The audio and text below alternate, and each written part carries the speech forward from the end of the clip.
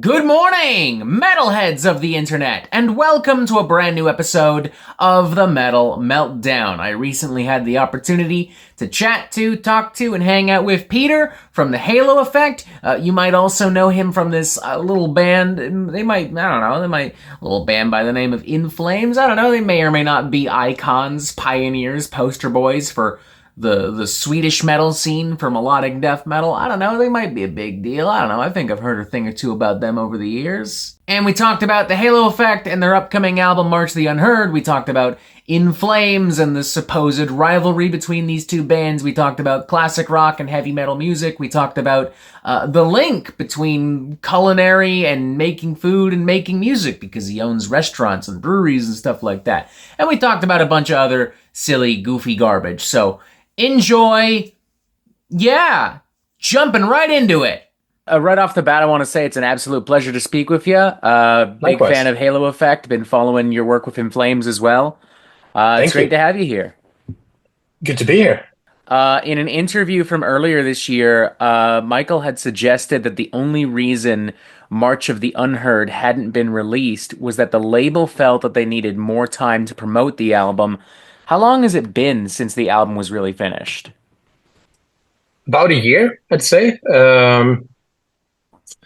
Maybe a little bit more, longer even, but in the Halo world, that's short because the first album was done like 2 years prior to its release. So we're still pretty fast, Sure. because we recorded it during the pandemic and there was no point in releasing it, right? Oh, yeah, So true. Hard we to were living promote with an a album good in the secret. midst of the world shutting down. Exactly. It's like just here you go. And so yeah, I'd say about a year. I was talking to somebody earlier about doing this 70,000 tons of metal, and we played a couple of songs that were originally supposed to be on March of the Unheard. But we decided, due to the fact that we had to postpone it, that we actually played, we recorded 2 new ones instead. So, which is why the whole album was probably done about a year ago. But, the first version, so to speak, was more than a year ago. Was there any temptation to go back and tweak it because it was sitting around for a while, or were you guys always really happy with how it sounded and No, no need to.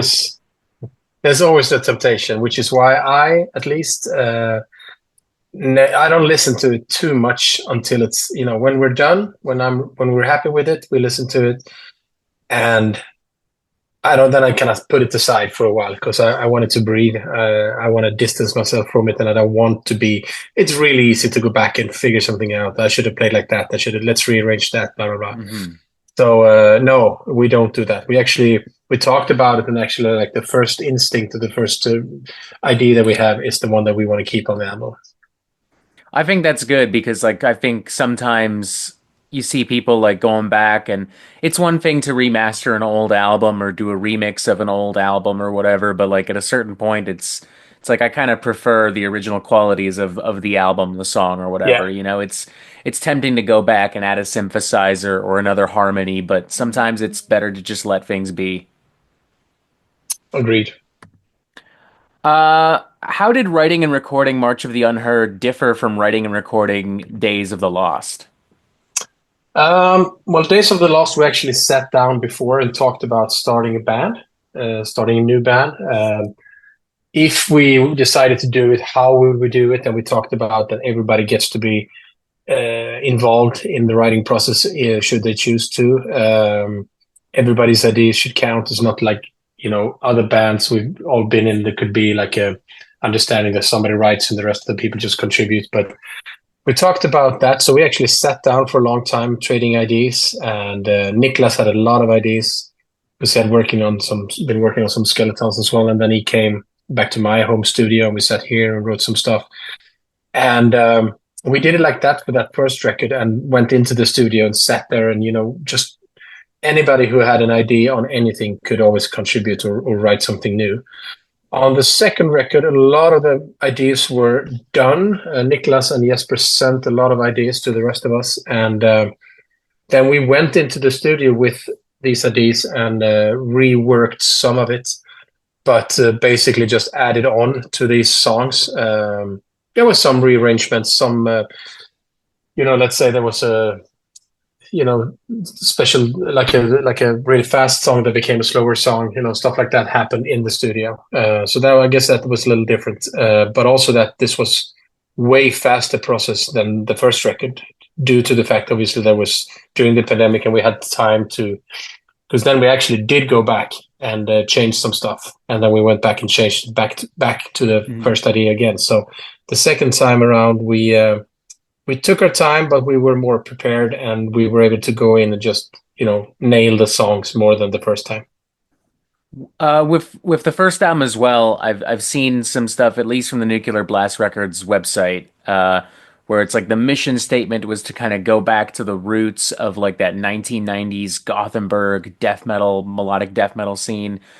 How important is it still to kind of stick to that, or do you guys like want to, or do you guys look elsewhere for inspiration at this point?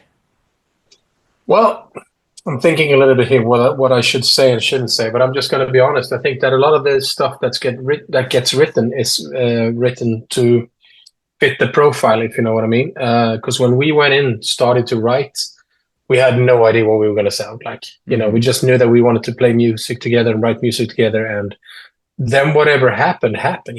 I started playing a certain way. I wanted certain distorted sound on my bass guitar. I want it to be down tuned because I like the energy and the power that gives. Same goes for the guitars. They have their version, and Daniel's drum playing is a certain way, and Michael's singing. So all that added up to the sound of the Halo effect. And I guess the reason why it sounds like it does is because we were all part of the 90s death metal, melodic death metal era kind of, and this is what comes natural to us. It's a beautiful idea to say that we actually sat down and thought about sounding a certain way, but I wouldn't say that was the case. It's something that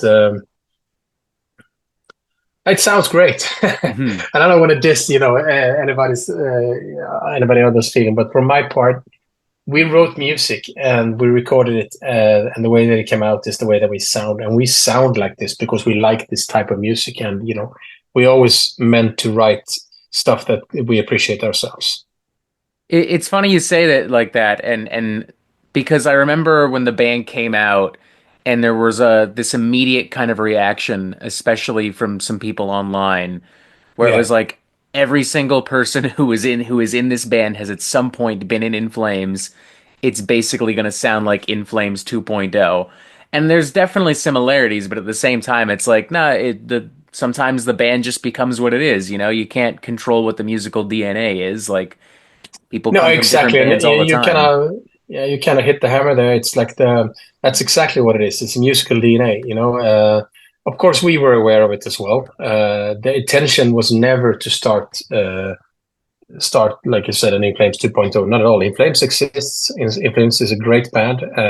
We were all in it at some point, but truth of the matter is that the reason why we play together, why we actually all played in the Flames, is because we're friends. When you go on tour as much as we all did, you kind of start hanging out with people you tour with. We toured lots and lots with Dark Tranquility, and Michael is one of my childhood friends. And we hang out all the time. And I played lots with Niklas. I played lots with Jesper. I work with Daniel every day in the brewery that we run, and I played with him as well. So it was just natural to kind of, when Niklas came to me, Daniel was there because this was at the brewery. And then we just talked. Who should play guitar? Well, let's ask Jesper. That would be cool, right? Yeah, that would be fun. And who's going to sing? I never actually worked with Michael. Let's ask him. And then obviously it's like we thought about, okay, this is, a lot of people are probably going to think that. So let's just downplay that, because that was not the idea, not the Mhm. intention at all. We don't want to compete with an existing great band. We just want to do our own thing. I know in the past you've said that there's no rivalry between the Halo Effect and In Flames, and I believe that. However, that has not stopped a lot of people online from comparing the two bands, obviously. And I have specifically read comments suggesting, again, In Flames 2.0, but specifically that the Halo Effect is doing In Flames style music better than In Flames is currently. And I just want to get your like, how does something like that make you feel? I mean, I guess at some point it's meant as to be flattering for us, but it can be it can sound so bad depending on how you look upon it, depending on whether you're in Flames or if you're in Halo Effect. And I think that was never the intention to like compare ourselves to In Flames, even though, like I said, obviously we knew it was going to be made. I think it's a lot of this rivalry that you read between bands and whatever is created online. You know, a lot of people have a lot of opinions about stuff that they don't know. I mean, Björn and I, we're very good friends. We have a couple of restaurants together, and then we see each other all the time. And there's absolutely no rivalry. The other guys, the singer lives in a different city than I do, and the other guys live in America. So I don't really hang out with anybody, but I do hang out with Björn. And there is absolutely no rivalry or not us not. We don't want to do anything that could be thought of as that either. So I'm just gonna say, I mean, people can think what they want, and I know that In Flames does their thing the best way that they would want to do. And when I was in the band, our thing was always to evolve in between each record, to do something that we haven't done before, to test our boundaries, you know, to play on top of our game. And I think that that's the how they still approach it. They don't want to do the same record twice, and they don't. So that's all I can say about it. I mean, we write what we write, and they will write what they write. And music is for everybody, and you're allowed to like whatever. You're allowed to like both bands, you know, of course. I listen. I always say, people ask me, what kind of music do you listen to? I listen to good music, whether it's jazz or pop or death metal or whatever, you know. I listen to the good stuff. I think that's what everybody should do as well, and not focus so much on a supposed rivalry. No, I agree 100%. I think it's very easy nowadays in this like social media environment, and with like, you know, metal and rock music journalism isn't kind of what it used to be right now. It's easy to want to like manufacture rivalries or try to create beef by like overanalyzing certain comments or even just the existence of a band and be like, oh, well, if this band has several former members of In Flames, and obviously it's some kind of counter argument to In Flames. Obviously, they're trying to say something, and it's like, or it's just a band that exists, and they happen to have this resume of people. Like, what are you gonna do? Yeah, exactly. That's exactly what it is. I mean, we will never. I'm not going to say never, but the plan is not to go on tour and tour as much as we did with In Flames, for instance. You know, we're going to try and tour as smart as we can. We are musicians that's been around for a while. We've done this in different bands. You have Dark Tranquillity, you have Engel, you have Syra, you have In Flames, obviously, and you have everything. And I think, but at the end of the day, we're a new band. And for us to go out and tour everywhere, we need to tour lots and lots and lots to build something. And we don't have time for that, you know. We all have different stuff to do. Michael has 3 other bands. Niklas has other music. You know, Jesper does his thing. We have Jensen live, who has The Haunted. Daniel is working with me in the Brewer as well and has another job. So we don't have enough time. So what we want to do is go out and tour, get like good visibility when we do it. And there's no, you know, goal to kind of grow bigger than any other band. We're going to go out and try to play in front of as many people as possible and have a really, really good time. The Halo Effect just launched a series called Vinyl Vault with Jesper and Niklas digging into some classic and influential rock and metal albums and vinyl records. This might be something you reveal in the future in this series. It literally just started. I less than 24 hours old, the first entry. But I was wondering if there was one particular vinyl album that you really treasure and that means a lot to you and that maybe paved the way for kind of your rock metal music playing, listening experience. Well, yeah, I mean, obviously it's going to be revealed a lot of them, but I can say one album that I really enjoyed growing up that I still use as an influence when we do album covers or even when I do like the beer designs, you know, is Somewhere in Time with Iron Maiden.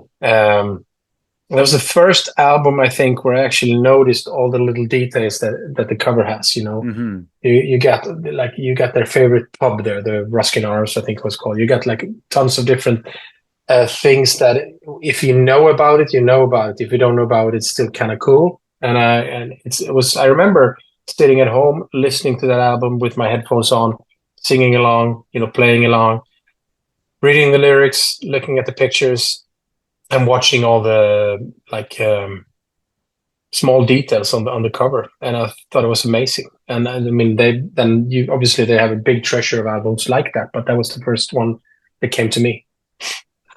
That's a great album still. Yeah, man. Fantastic.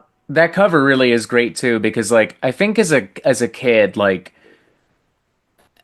seeing all that artwork on the album like I mean I was a big comic book kid growing up so it kind of reminded me of that where it's like just a bunch of little Easter eggs where it's like oh here's this character from this and here's this location from Yeah. this and it also just kind of it made Iron Maiden feel like larger than life because I think at that point in the 80s they'd only been around for like maybe just less than a decade slightly under. But I mean, just having all that together and like the record being as good as it was just kind of makes the record itself feel larger, feel more important because it's like here's Hmm. everything we've done thus far kind of brought together onto this album. Hang on a second. Yeah, I agree. Just a second. Vad sa du? Ja, ska ni vara inne eller ute? Ja, kan jag. Sorry. Yeah. No, Ah, I no agree with worries. you absolutely, and I think it's stuff like that is. I mean, I'm glad vinyl is back the way that it is. You can't download a vinyl. You can have it as a piece of art on your wall, and you can study it and you can Hmm. look at it. I think that's fantastic, and I think it's very, very important when it comes to discovering a full album because these days a lot of people just listen to tracks. Hmm. Uh, and as much as I, as a music, as just being able to have like whatever type of music I want basically in my phone, I think I like that as a fan of music, but as a music maker, I'm not a big fan of it because obviously it doesn't pay the bills anymore. Hmm. You can't make a great record and sell a lot of records these days. You need to because it's going to be streamed, and you don't make shit from that unless you sell a certain amount of records. So I think that the vinyl is very important, the artwork and all that, those details that can make it more than just music. I still love vinyl records too. Like I got into it like really young because my dad always had like it's such a generic story, but like my dad always had this like crate of vinyl records under the staircase, and I always just like kind of thumbing through it, and like that's how I discovered like a lot of classic David Bowie, Oh, Genesis, Rush, Pink Floyd, The Clash. And I remember like as a kid, I live in Toronto and there used to be a record shop on Queen Street called Cops. And I remember walking by it one day and just seeing like Raw Power from Iggy Pop and the Stooges in the cover and just thinking that looked so yeah. cool. And I bought it just because I thought that Iggy Pop just looked mean and dangerous. And I'm like, I dig that. Yeah, no, I agree. I've bought several albums from exactly that point of view as well. Hmm. You've talked a lot about your brewery and some of the restaurants, and I find it interesting that what you do outside of the Halo effect and like making music is related to food and drink and the kind of culinary hospitality industry because I myself am a chef, and I've always kind of liked the idea of like bringing food and music together. Like I like throwing dinner parties, and I love going to like vinyl listening bars and like Kissa lounges and shit like that. And I was just wondering, like, what specifically was it that led you kind of down that same path outside of music, going into breweries, going into restaurants? Um, I think it's the artwork that comes with creating something that I really like. The craftsmanship of creating, whether you're having a piece of wood that you go off on with a knife, or if you create like a really fantastic dish.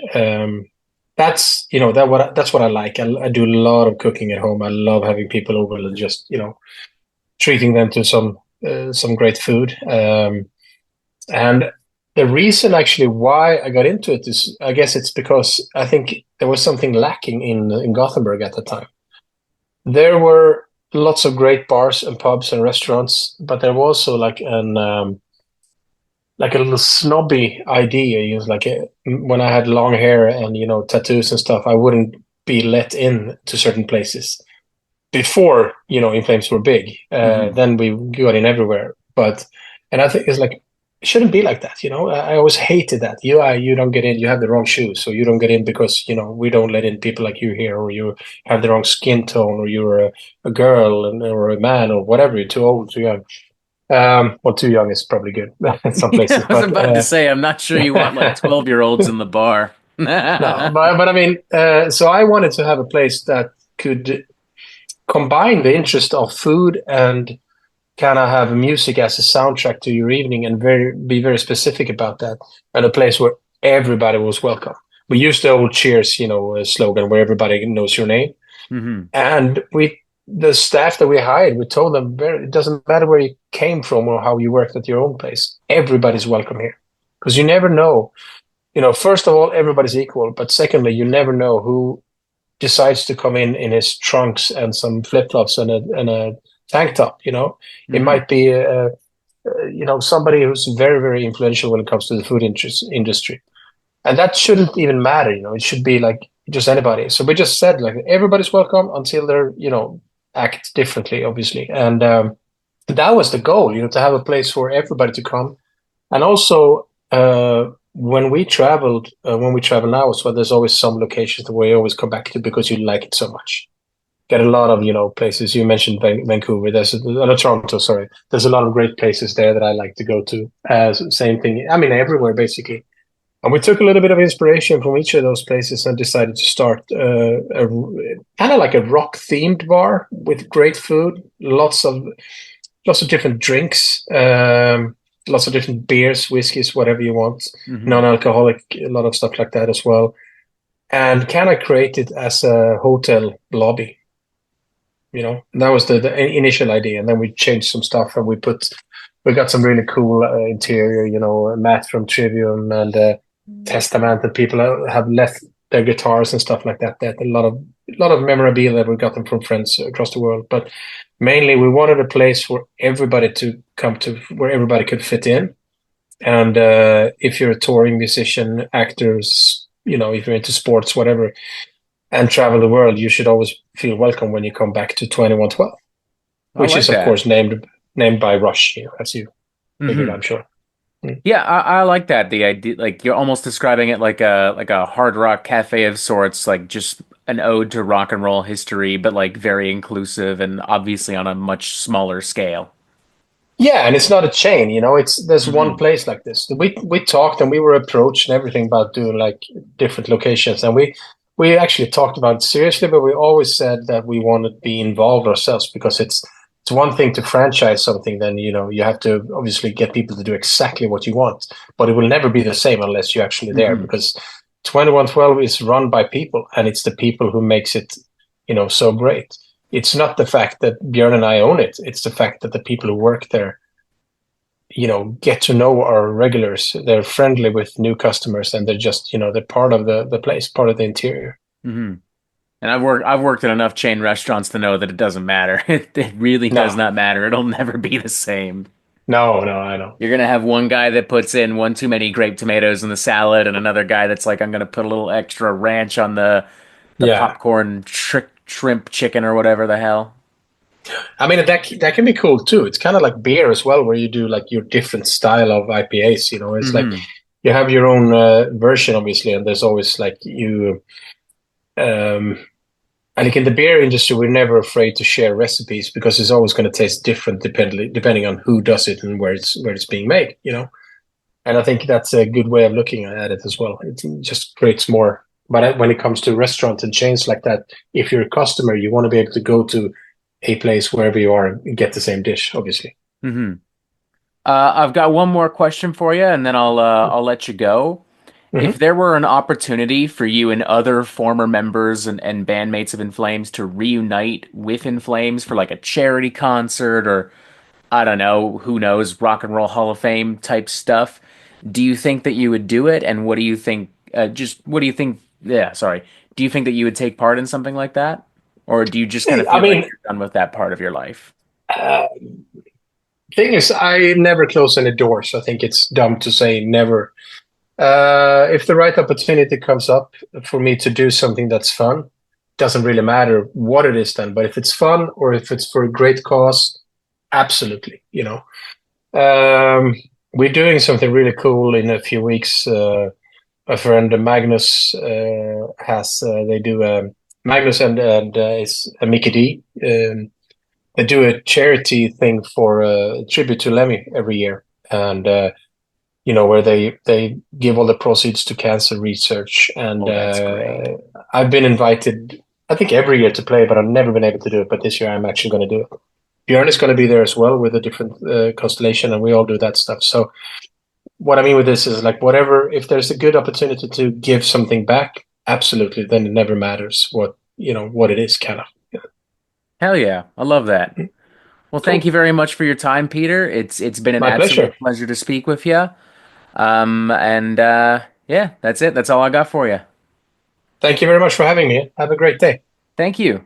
Wow, thank you, Peter, again for your time. It was an absolute pleasure to speak with you. Y'all make sure you check out the Halo Effect if you have not done so already. They got a brand new album, March the Unheard, coming out in early January, basically a month from now. Press this button to subscribe. Look, there's even more videos here. That's so crazy. And as always, you have yourself a fantastic fucking day.